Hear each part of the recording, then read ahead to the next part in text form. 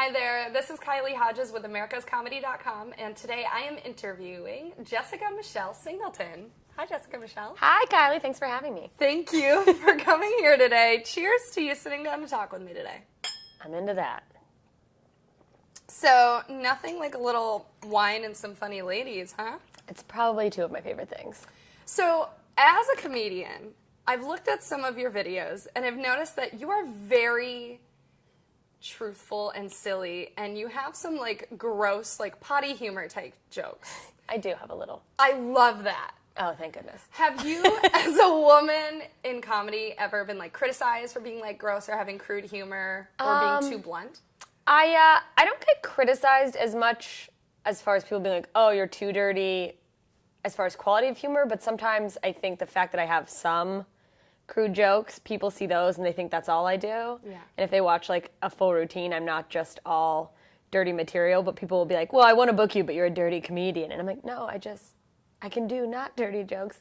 So that's the only problem I run into is sometimes people have seen one little set and they think all I talk about is my butthole or whatever. Or lack of butt. Or yeah, my severe lack of butt, which is, that's the pillow's just holding me in the chair, otherwise they'll slide off.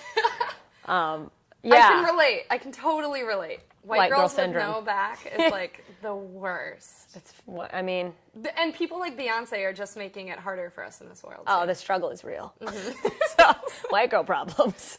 Pants just fall off your body. It's true. I literally like just looks like I pooed in my pants all the time. I have to like wear jeggings. I can't wear regular jeans. It just flaps around.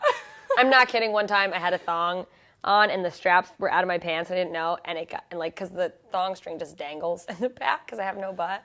And the strap on the side got caught on a chair when I was walking by. Oh, no. It was the worst thing ever. Oh, I was no. like, this is cool. I think you need to not wear that thong Yeah, I have never worn a thong since. But take that, Cisco. Just. So tell me, why did you start comedy? I started comedy in Florida at the end of my senior year of college, and then I basically moved right to LA. I saved up. I actually came out here to visit, and I met a guy who was willing to sign me at a management company. He's like, well, if you move to LA, it was really weird, like one of those stories that you're like, wow, this never happens.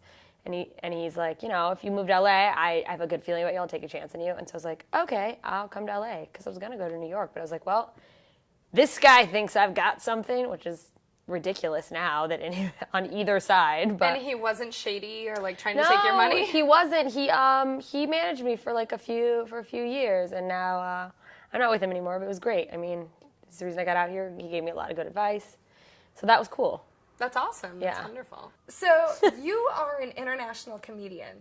Tell me a little bit about all of your travels and how you've gotten to that place. Wow. Well, the whole international thing's pretty new. I got accepted into this festival. It's a huge festival in Switzerland, the Montreux Comedy Festival. It's the largest and longest running European festival. It's been going on for about 25 years, but this was the first year they had English-speaking comedy, because it's been French for 25 years, and it's a huge deal over there. And they wanted to do an English-speaking portion, so they did. They partnered with a website called Daily Motion. It's kind of like a YouTube, like funny videos and stuff, to get submissions from American comedians.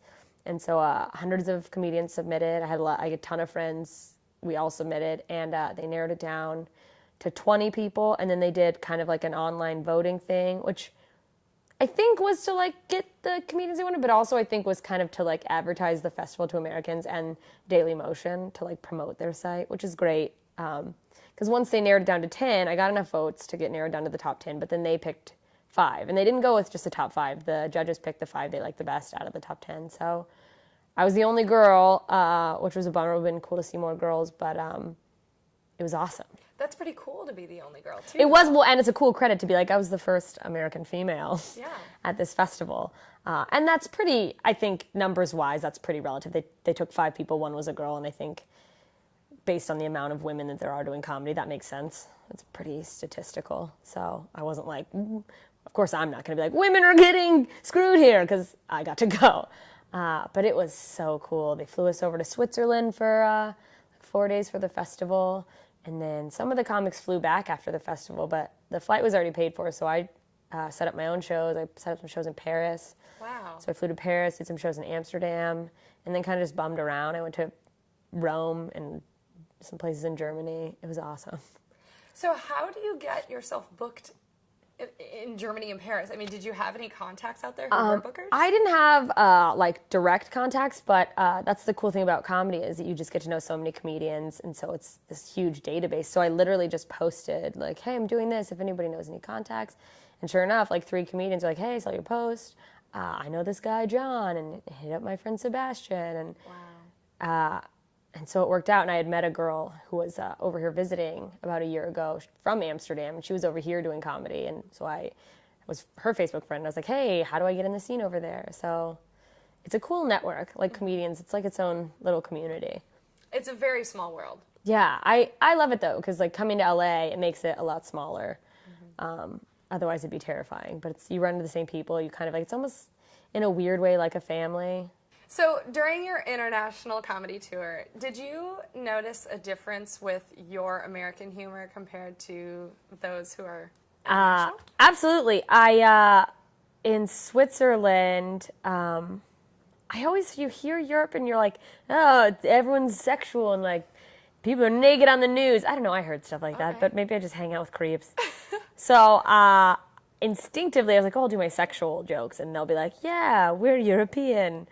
And they were not that, they were like really closed off. Like I got them on board, but it was very shocking to them, a lot of the like sexual humor. But then I did the same thing in Paris, and people loved it. So it was kind of interesting. There was a bit of I think subtleties, a lot of sarcasm was hard to translate because, you know, it's a second language to them too. So even though a lot of people speak English, it's kind of like very real English. So if you try to do something where it's sarcastic or you're using like a phrase that isn't literal, that can be a little confusing. Yeah. But I did okay. Like, I mean, the shows went well. I found my best show was Paris. And then Amsterdam, I did 2 shows. And the first show, I did really bad. And everyone else in the show was speaking Dutch. So, like, I couldn't even figure out, like, oh, what are they talking about? Like, what is the audience like? And I did the same thing where I was like, oh, I'll talk about, like, things that were shocking to the people in Switzerland because this is Amsterdam, so they'll be into it. And then they explained to me, they're like, don't try to do, like, shock humor because nothing's shocking to us. So next, just do, like, just other jokes or whatever. Don't try to make it a big deal. So I did another set there. The club had me back, and it went fine, just doing regular jokes. But it was interesting that I had to remind myself to slow down, and there was some, like, language barrier. But it went okay. I felt good about it. I wasn't like, well, I'm killing myself and I should never be international. So how many shows did you do abroad? Not too many. I did 4. I did just 1 at the festival, and then 1 in Paris, and 2 in Amsterdam. And the rest of the time, I was just literally roaming around. Living the dream. Yeah, right. Every woman in her 20s from America is like, eat, pray, love.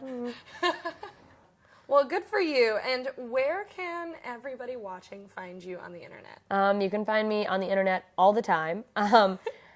Any social media at AmericasComedy. I'm on Vine, Twitter, Instagram, and then Facebook.com/Jessica Michelle Singleton. Jessica Michelle Singleton, thank you so much for talking with me today. Thanks for having me. Cheers to that, and follow me on Twitter at the Kylie Hodges, and go to AmericasComedy.com for more interviews. Thanks for watching. Oh, so good.